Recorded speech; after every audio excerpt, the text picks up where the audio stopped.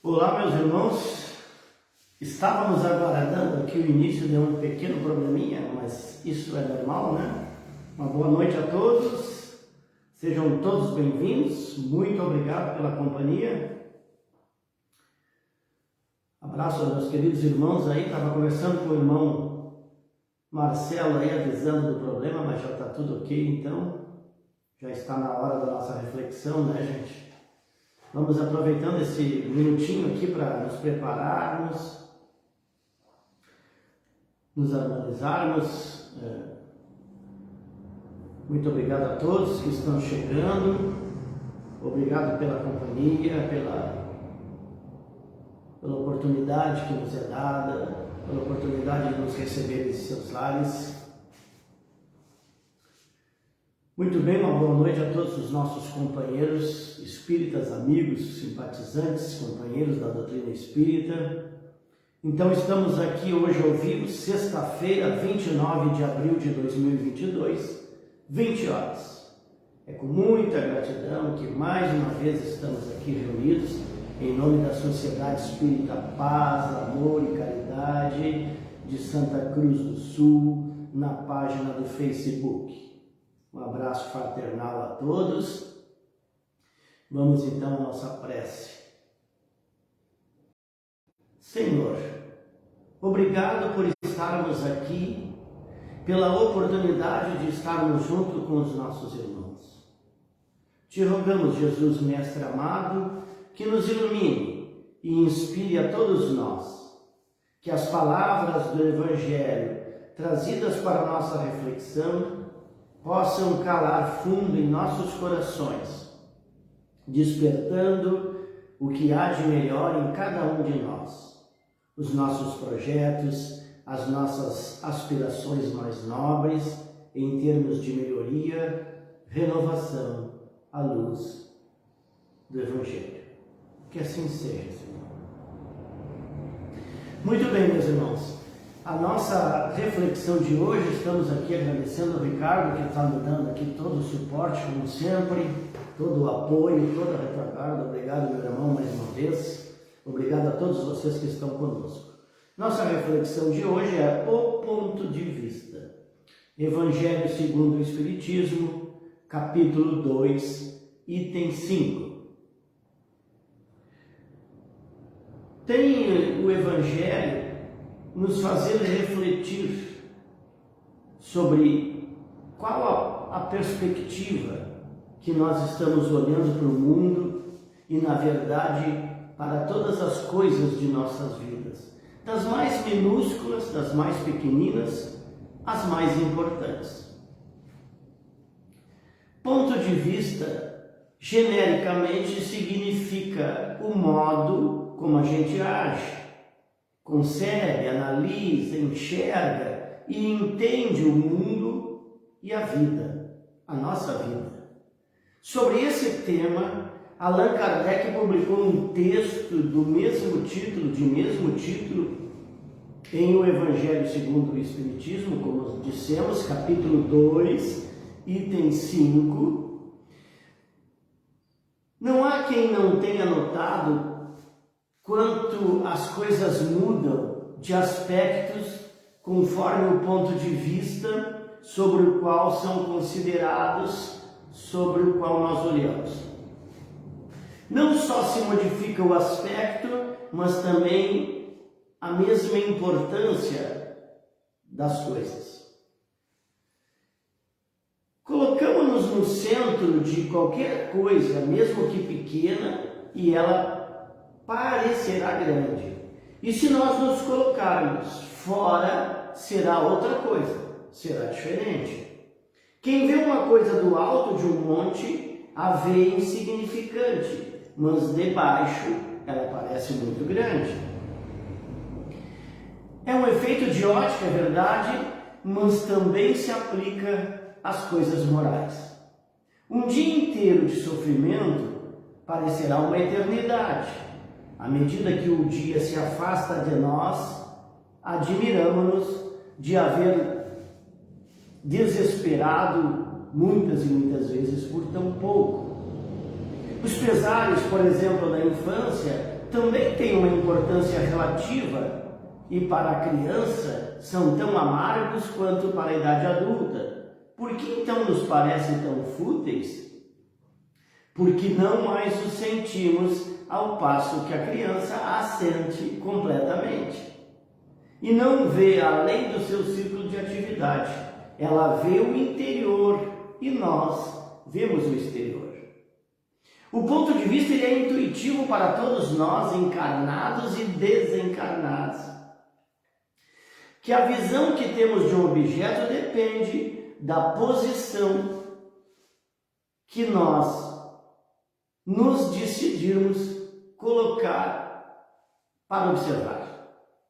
Podemos escolher um olhar, por exemplo, de um lado sombrio de uma pessoa, de um irmão nosso, e podemos nos especializar em olhar o defeito de alguém, de tanto olhar com esta lupa para as deficiências de alguém, depois de um tempo de observação, nos convencemos de que esse alguém é só sombra, por exemplo.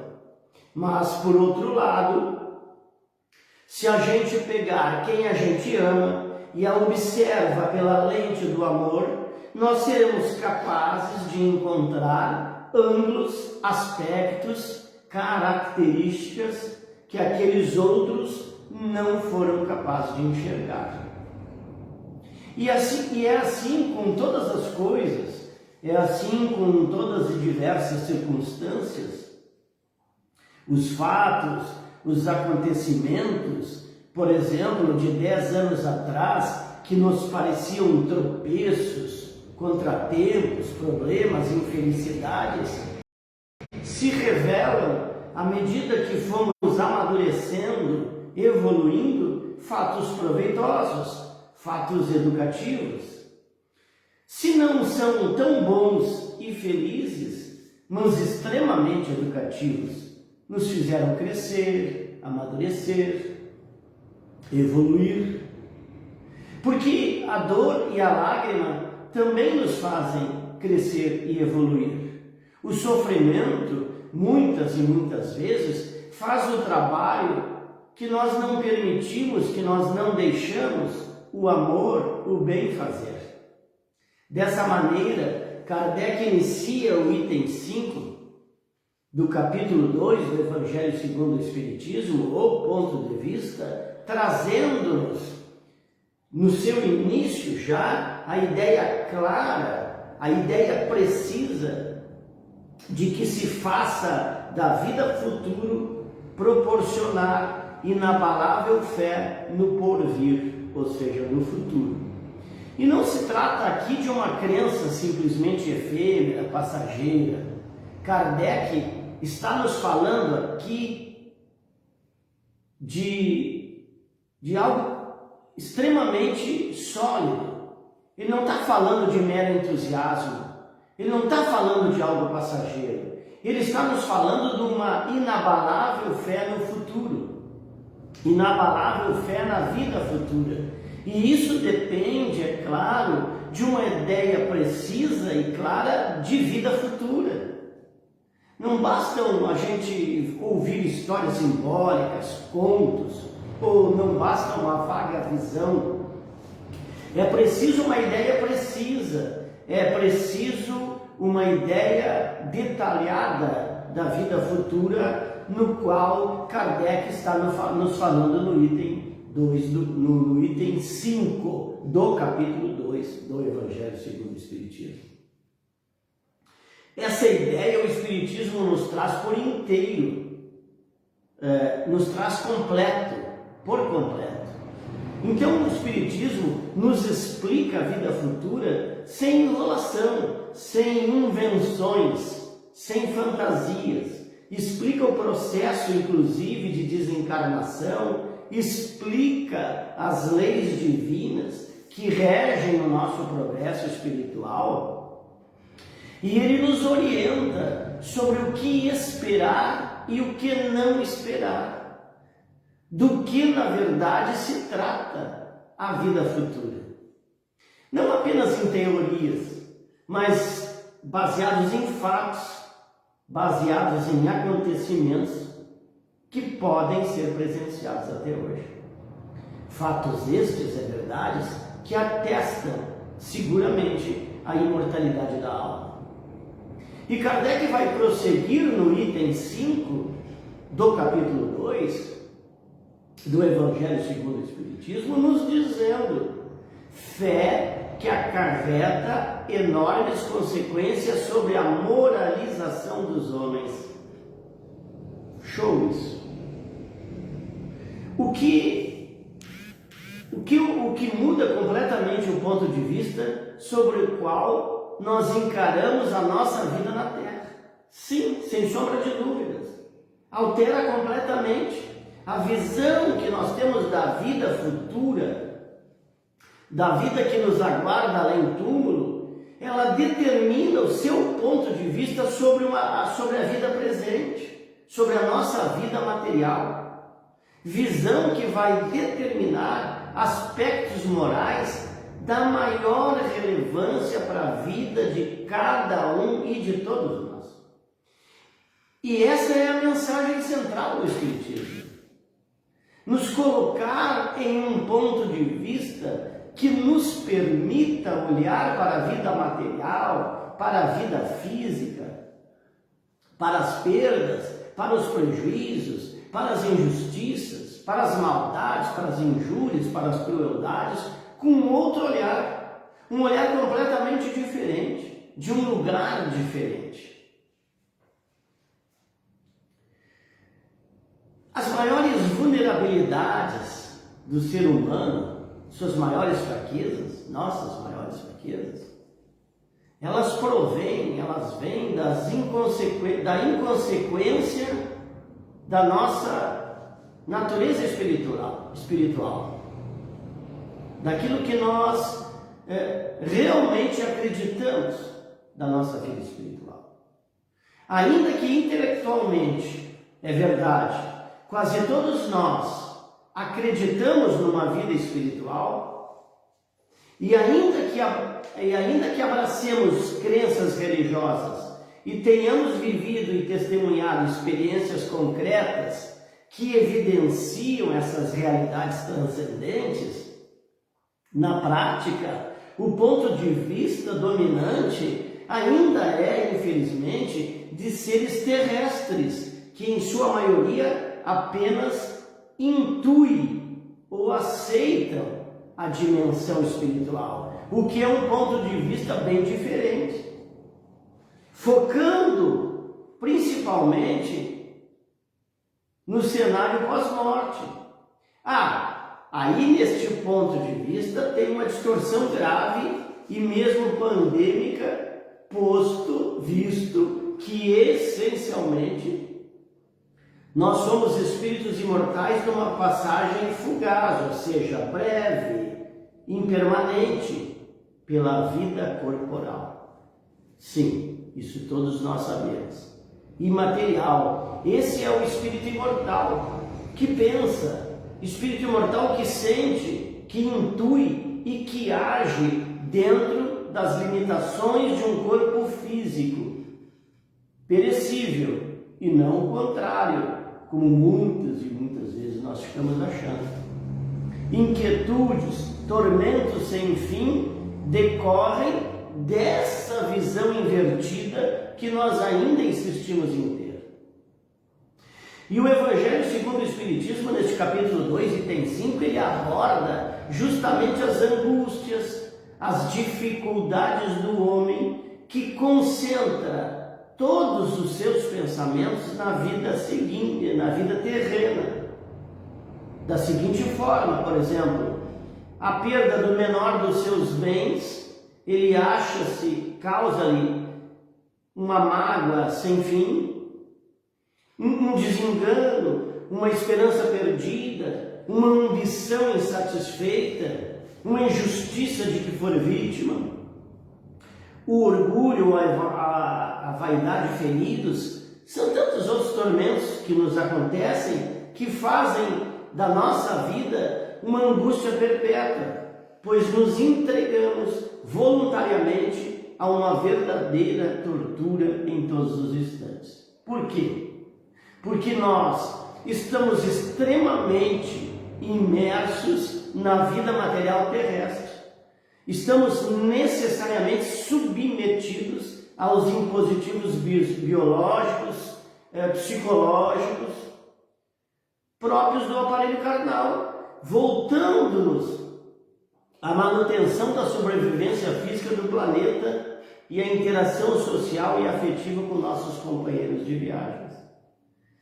Pelo fato dessa passagem material ser significadamente isso é uma verdade que nós temos. Essa passagem material, ela é significativamente complexa, ela é significativamente e às vezes assustadora, desafiadora. Nós estamos por ela de tal forma enredados e absorvidos que muitas e muitas vezes esquecemos da nossa natureza essencial, que é o que tem nos ocorrido nos dias de hoje.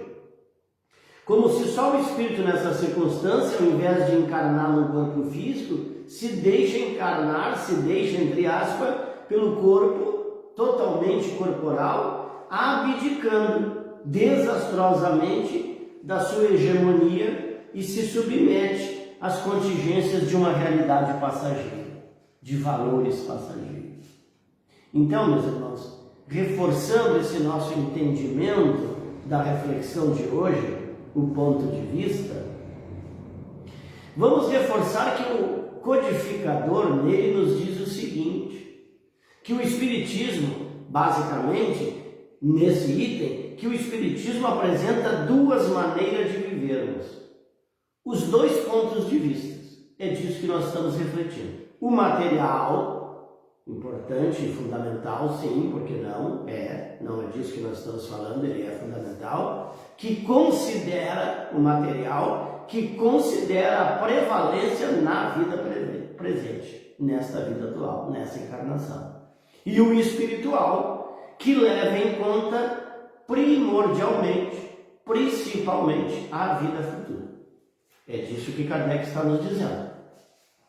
A maioria adota o primeiro paradigma e assim opta por centralizar a sua existência na priorização de ideias e decisões com bases em uma visão muitas das vezes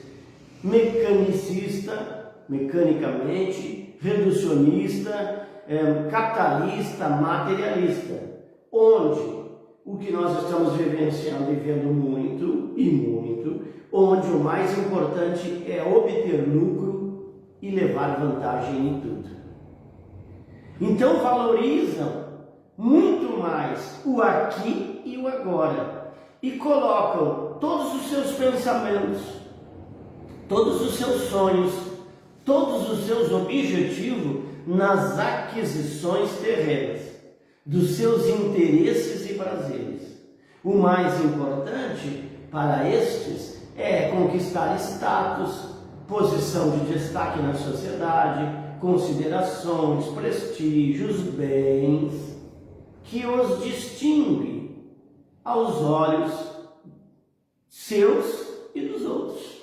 Situam assim a felicidade, situam assim totalmente a felicidade em coisas efêmeras. E querem ter sempre mais e mais. E acabam vivendo insatisfeitos por a escolha de tal caminho. Não lhes proporcionar bem-estar duradouro é uma característica disto tudo. Nada esperam ou duvidam da vida após a morte. Vejam bem o que Kardec está nos dizendo e alertando. Nada esperam e duvidam da vida após a morte. E assim as aflições lhe caem com todo o peso e nenhuma esperança lhe amenizam o sofrimento.